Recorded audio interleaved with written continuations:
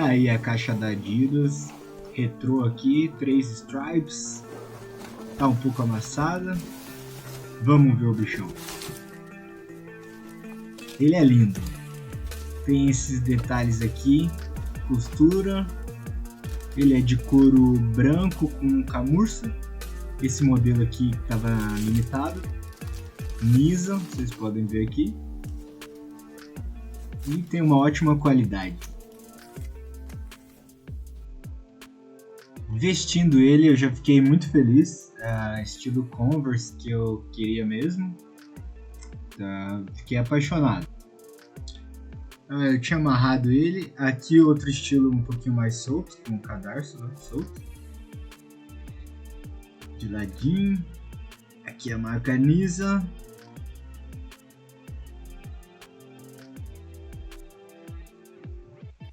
Aqui uma picadilha com esse moletom cinza para ficar monocromático. Esse outro aqui seguindo o fluxo do moletom cinza, aqui a parte de cima cinza também, fica branco e cinza. O tênis aí completo. Aqui com uma camisa preta, fica ótimo também. Nessa parte eu estou experimentando com jeans.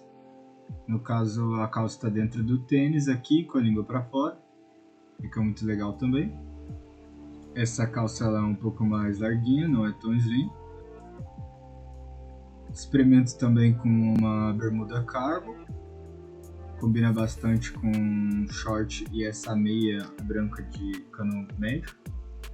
Dá para usar grande também, mas eu prefiro usar com cano médio. Aqui com shorts um pouco mais justo, né? Mais slim, fit. Fica ótimo também. Tá aí o bichão. Simplesmente incrível. Ele é muito bonito.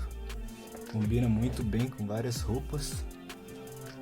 A opinião é que eu curti ele demais. Vou mostrar aqui. Última vez. Tá aí o bicho. Espero que vocês tenham gostado do vídeo. Ter estimulado vocês a comprar um Nisa. Um Converse aí da Adidas muito belo. Lembre-se de curtir e compartilhar. No futuro eu vou estar trazendo mais conteúdo aí sobre moda e outros assuntos. Valeu!